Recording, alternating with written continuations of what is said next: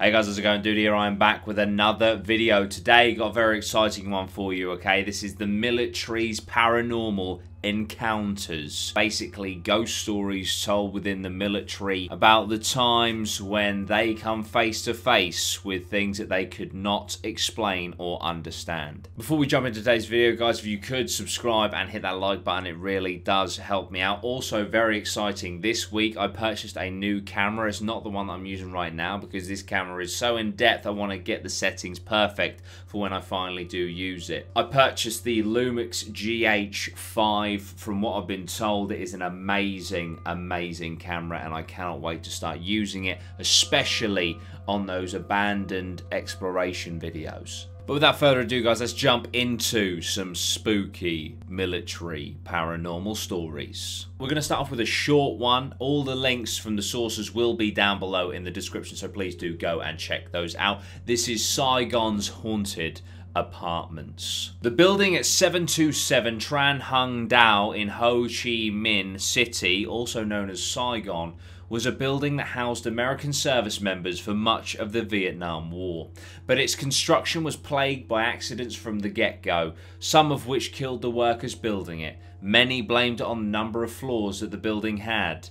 13. In order to assuage their fears and get the building completed, the architect decided to call in a shaman to fix the building's feng shui issues. It's said the shaman brought the dead bodies of 4 virgins from the local hospital and buried them at the 4 corners of the building, which would protect it from evil spirits. Now, to this day, residents hear screams of horror in the middle of the night, the sound of a military parade on the march through the building, and the apparition of a spectral American GI walking holding hands with his Vietnamese girlfriend. This next one is called the Headless Gringa of the Galapagos, an incident on the US military base in Baltra. Story has it that throughout this brief period of US military presence in the Galapagos, there was an incident at the base. A soldier with a rather short fuse exploded when he found out his girlfriend cheated on him and went on to throw her down the steep cliffs that line the relatively small island of Baltra.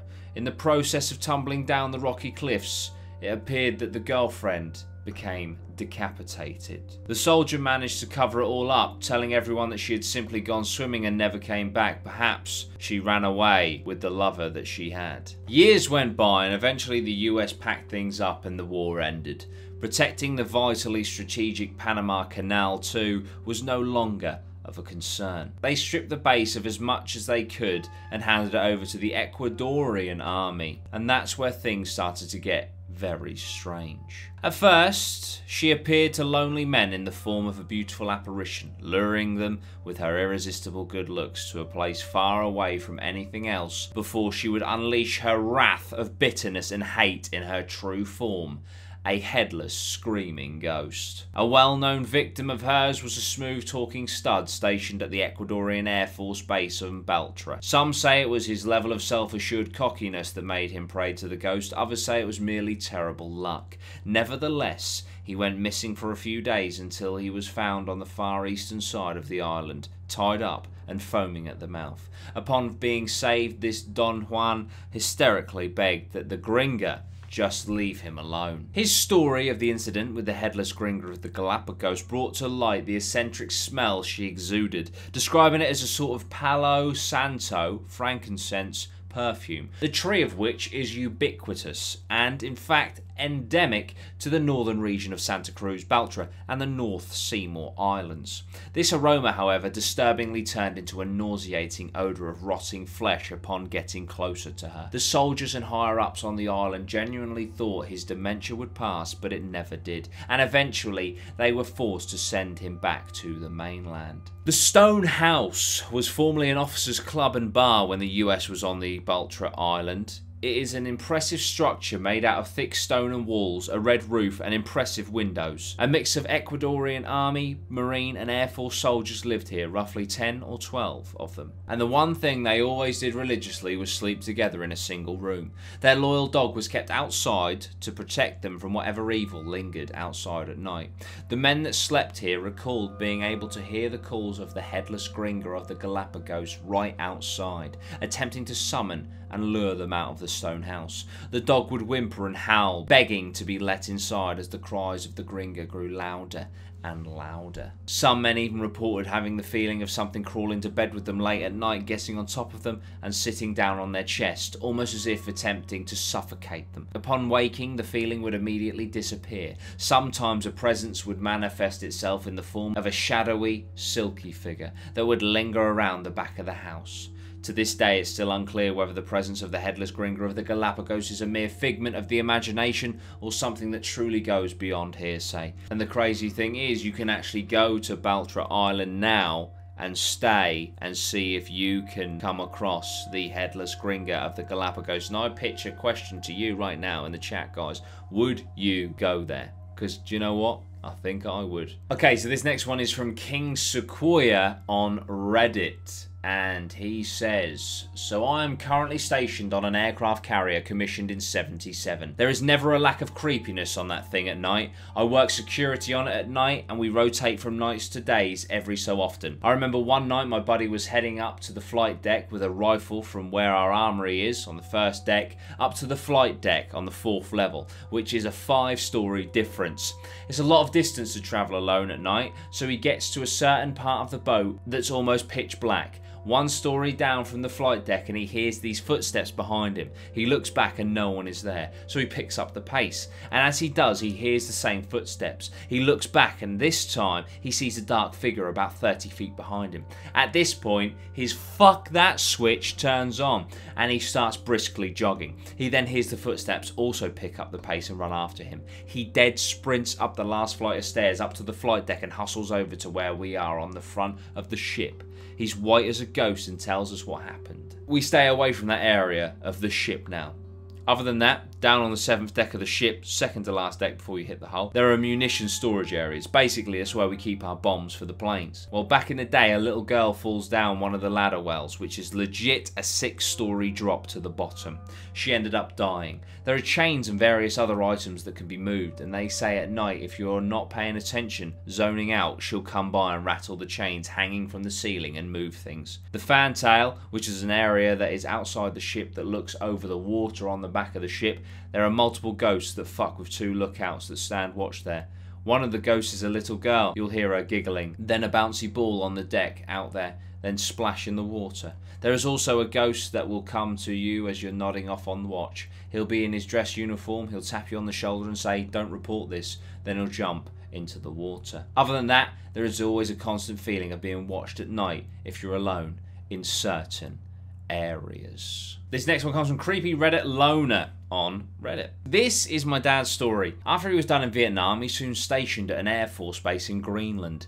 They had bad blizzards often there, and when they came through, the base shut down and every section of the barracks would take roll call. These blizzards are intense. There were cables running between all the buildings you attached to your person with a carabiner, so if there's a sudden whiteout, you didn't get lost and die.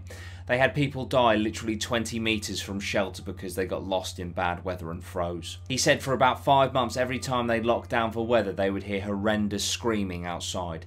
Everyone was accounted for, so they didn't risk sending anyone out to investigate. They wrote it off as an animal. However, every time this was heard, the engine room would be wrecked. Tools everywhere, paperwork all over the floor, tables and tools, boxes knocked over. Even one time a several £1,000 jet engine had been lifted from its workbench crane thing and smashed almost 30 feet away. The hangars and engine room had cameras covering every single possible entrance with spotlights that made them clear even in a whiteout. No animals, no people, no anything was ever seen entering or leaving those buildings. Then one day it just stopped. And I'll leave you with this one, the Tunnel Rats Encounter. This is from the No Sleep Reddit. And it says, a terminally ill Vietnam veteran recounted a story of his time in Vietnam that he was going to take to his grave, but decided to put it on No Sleep Reddit instead. For the uninitiated, army tunnel rats were troops who would crawl into NVA and Viet Cong tunnels to eradicate the troops that hid there below the surface. It was one of the war's most dangerous jobs, crawling around in the dark, avoiding booby traps and trying to kill before they killed you. This tunnel rat was crawling into the deepest tunnel he'd ever been in, along with his partner, when they finally arrived in the main room. They were astonished that no booby traps were set and an oil lamp was still lit. The only thing they found was a tarp, but when they moved the tarp, it revealed a set of stone stairs moving deeper underground. The stairs were odd and definitely not built by the Viet Cong. They looked centuries old.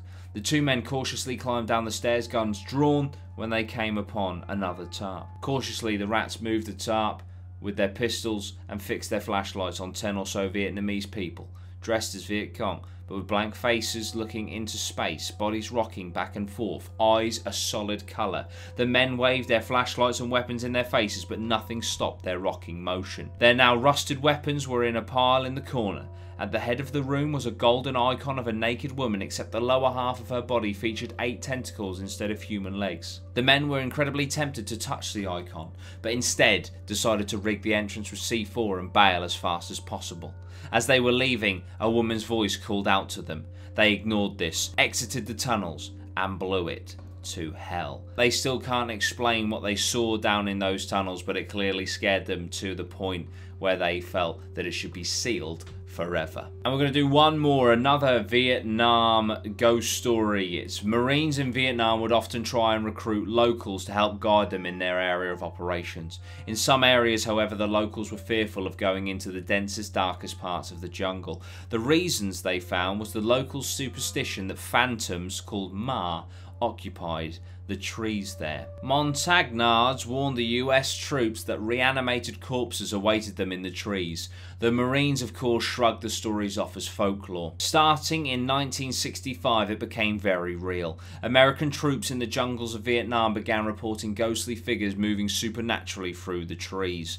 Others reported fanged creatures with black eyes that would try to kidnap and consume unsuspecting troops. In one encounter, the beasts were found to be bulletproof. It didn't matter what time of day it was, the corpses lived by both day and night, since the triple canopy jungle kept the sunlight from hitting them. The military's top brass decided to get rid of it.